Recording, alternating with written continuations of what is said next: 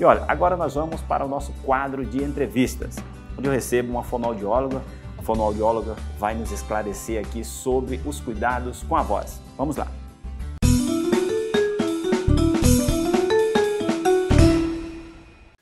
E na nossa sala de entrevistas, hoje eu recebo Paula Costa, que é fonoaudióloga e trabalha, inclusive, no centro especializado em reabilitação, que é um local aqui no centro de Caxias, ligado à Secretaria Municipal de Saúde, que atende não só as pessoas que precisam fazer uma reabilitação física, mas também de outras limitações que a pessoa vem a ter.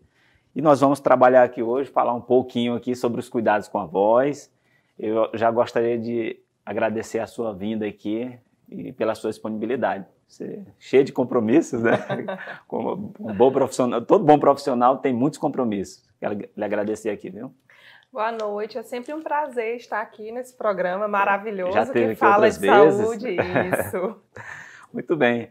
A gente falando um pouco da voz, eu gostaria logo que você definisse para a gente o que é a voz, né? Esse instrumento nosso muito importante. Isso.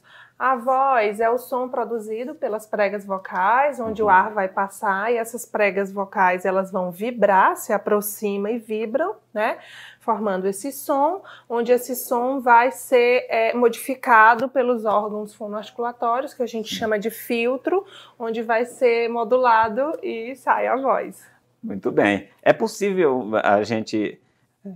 Não combinou de fazer essa pergunta, mas ela é interessante. É possível a gente dizer que tem voz bonita e voz feia? Ou não? Tem voz diferente? Como é que é isso? Tem voz diferente, porque assim, a voz é única. Sim. Cada um tem a sua voz. É uma identidade ali da Isso, pessoa? é uma identidade única da pessoa. Poxa. Então, assim, não tem como dizer, porque o bonito e o feio vai muito da avaliação de cada pessoa.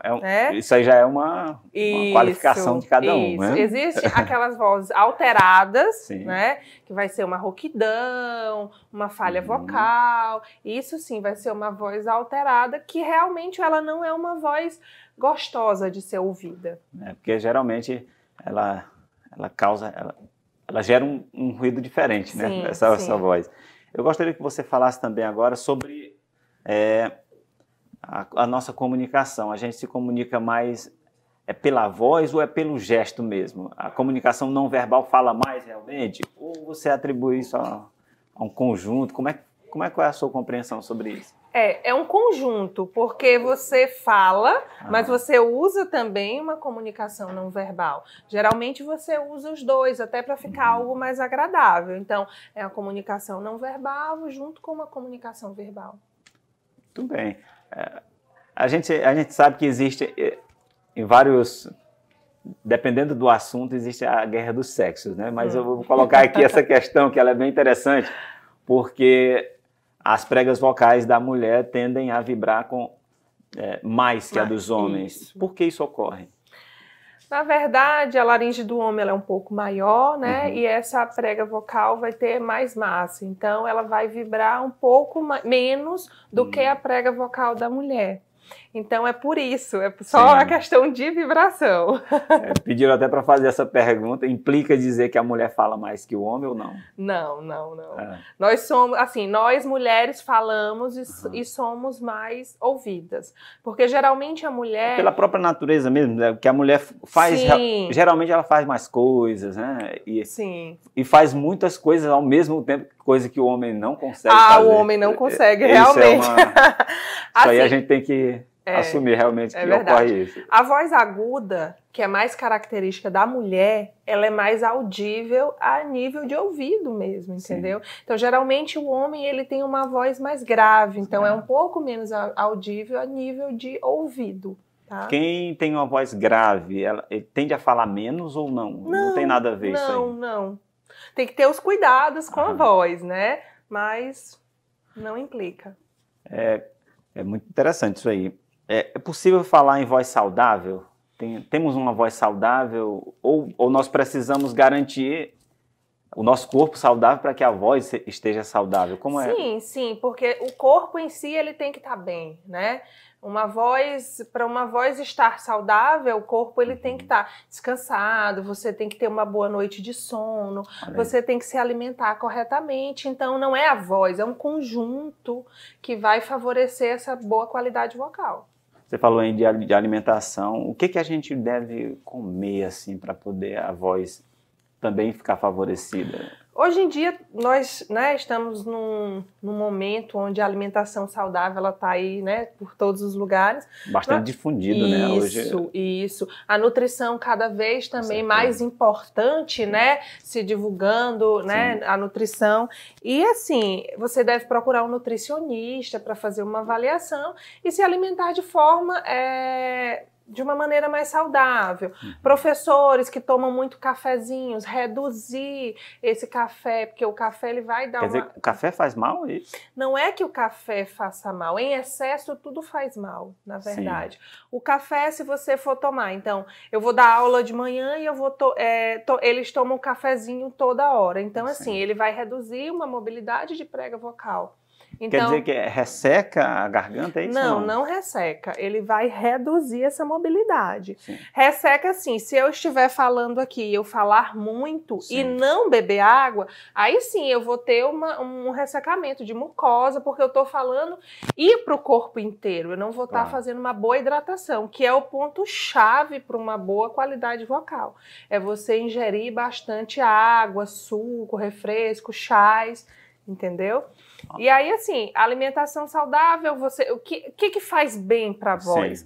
Não é só uma alimentação saudável, mas a maçã, a pera, a maçã ela é adstringente, né? Então ela causa uma limpeza a nível de trato vocal. Lógico que só comer maçã não é bem isso, mas comer a maçã já vai ajudar sim. Por quê? Você vai mastigar uma limpeza, porque ela tem essa função adstringente. E outra, quando você come uma maçã, ela é um alimento duro. Então você vai ter que mastigar, e aí você já vai trabalhar a articulação. Isso mesmo. Muito legal isso aí. Isso mesmo. Falar muito prejudica ou não? A questão é falar de uma maneira adequada, ou seja, ter postura. Queria que você falasse, a postura ela interfere na voz, assim? Sim, interfere. A questão de falar muito, né, vai interferir, porque nós precisamos ter o repouso vocal. Então, se você trabalha aqui, que você precisa falar muito, nos intervalos você tem que fazer silêncio, você tem que ir ali beber uma água. Antes de você começar seu programa, você tem que fazer um aquecimento vocal. Ao terminar, você faz um desaquecimento vocal. Então, isso é muito importante. Uma postura ereta é importante, né? Que a laringe vai estar numa postura boa. Também essa questão da região cervical, que a pessoa senta mais assim. Então, isso inclusive, a gente observa na rua só... Porque, assim, as pessoas...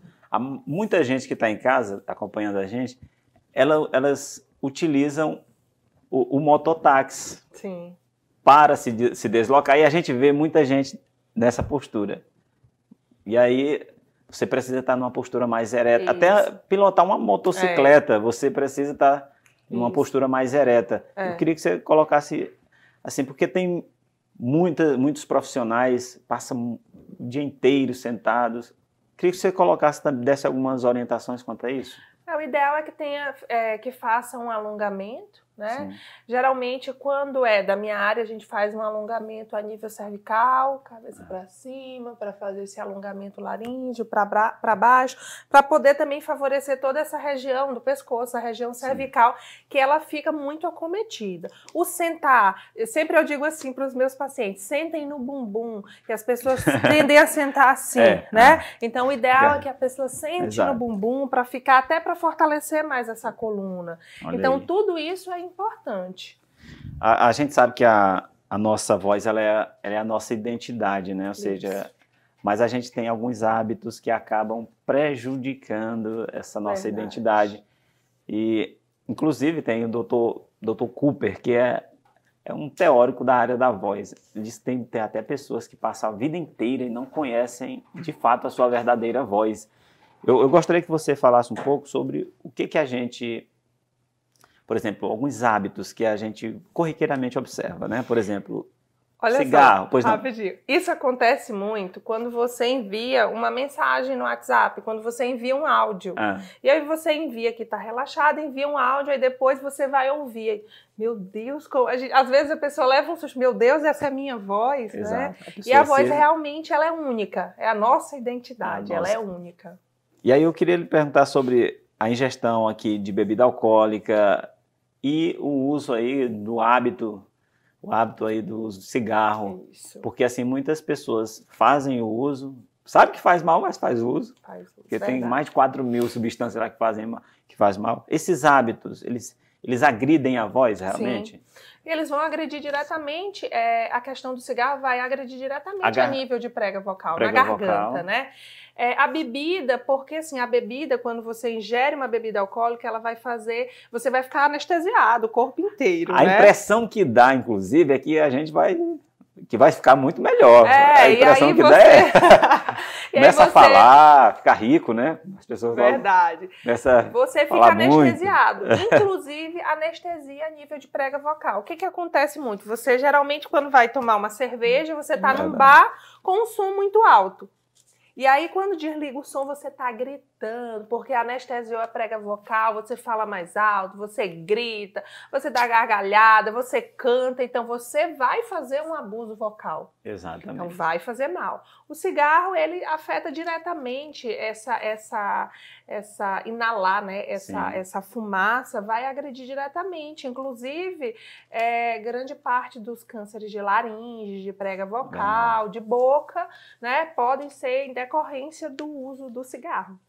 E a gente sabe até que hoje, mais do que nunca, além desse hábito aí, nós temos um fenômeno que surgiu recentemente aí, que é o dos paredões. E eu gostaria até que você colocasse, a pessoa que fica bem próximo de um som, assim, bem alto, ela tende também a ter a garganta prejudicada e a voz, por conta disso, prejudicada? Não é nem a garganta. A questão do paredão vai fazer mal para a audição. É a audição também, né? A audição. Por Mas quê? ela vai agredir automaticamente a voz? Não. O paredão ele vai atingir mesmo assim. A voz indiretamente, porque se você estiver próximo ao paredão e você for conversar com alguém, você vai ter que gritar. E a questão da audição vai ser muito afetada. Você vai chegar em casa geralmente com zumbidos, né? E aí pode desenvolver uma perda auditiva. Agora a gente fala do câncer na laringe, né? Isso. Eu gostaria que você falasse o que leva a pessoa a isso, né? Quando a pessoa se dá conta, ela já está com câncer. Isso. Mas o que provocou? Com que hábito assim, ela foi? Justamente o que eu falei, o cigarro. É o cigarro mesmo, né? A bebida. Isso, vai ocasionar. É a constância, o constante uso, né? Isso mesmo. Muito bem. A questão de respirar adequadamente, assim... Às vezes a gente está falando e até se engasga com o próprio ar, né? Porque às vezes a gente respira mal. Como é que a gente deve... De engasgar com o próprio ar seria assim, a pessoa que fala muito rápido e ela não vai respirar corretamente.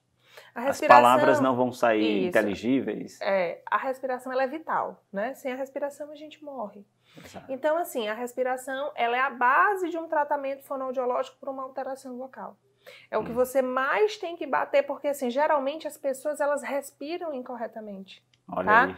As pessoas, todos os pacientes que chegam para mim, todos os cursos, palestras que eu dou, a primeira coisa que eu digo é assim, respira, e chamo uma pessoa, e a pessoa e levanta o peito, né? E é uma respiração superior inadequada. Nesse caso, o corpo não deve também fazer tantos movimentos nessa hora aí? Não. Você respirar, geralmente, se você for observar, a pessoa respira muito aqui em cima. Né? Ela faz...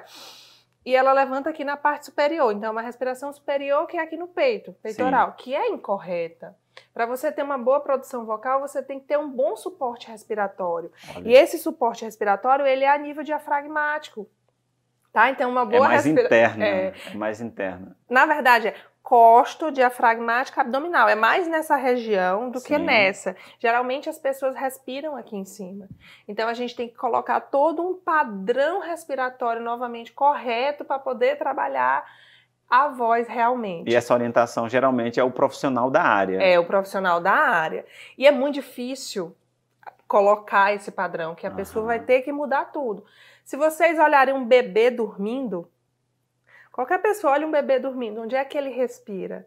Onde é que levanta? É a barriguinha dele, né? Verdade. E aí as pessoas crescem e vão aprendendo a respirar de uma forma incorreta. Muito bem. A gente já está aqui chegando ao final da entrevista e só para a gente finalizar colocando a questão para o fonoaudiólogo, né? Porque ele é o profissional que a gente deve recorrer quando precisar de algo. Em que momento a gente deve buscar a orientação do fonoaudiólogo? Em todo momento da sua vida. Na verdade, todos precisam de uma avaliação fonoaudiológica, porque o fonoaudiólogo, ele é o profissional habilitado a trabalhar qualquer alteração vocal. Se você vai fazer uma avaliação, geralmente a gente pede, quando precisa, uma avaliação com o otorrinolaringologista, né? Às vezes precisa de um exame, geralmente com uma alteração vocal, tem uma disfonia funcional, organofuncional, vai no otorrino, ele faz um exame, né? Sim. Ele faz uma nasofibroscopia e aí já encaminha para o fonoaudiólogo. E nós estamos aqui no município de Caxias cada vez mais querendo que vocês nos procurem. Nós, fonoaudiólogos, queremos vocês ainda saudáveis, que você possa chegar e pegar orientações para que você não tenha nenhuma alteração vocal. É o nosso sonho, né? Geralmente ninguém procura o profissional quando está bem. Não, doutora Paula, eu vim hoje para consultar com você, eu queria orientações, uma avaliação, o que eu posso fazer para ter uma boa qualidade vocal? Ele só procura quando ele já tem a patologia instalada. Aí já vem com o problema. Os profissionais da voz, isso me entristece muito aqui em Caxias, porque a gente não atende como deveria. Os profissionais da voz, eles não nos procuram. Jornalistas, cantores, professores, que eles deveriam buscar esse conhecimento. Isso, necessitam. Porque a voz, para vocês, como para mim, é um instrumento de trabalho. Instrumento de trabalho. Exatamente. Então, você precisa que o seu instrumento de trabalho esteja saudável. Imagina um professor da aula sem voz.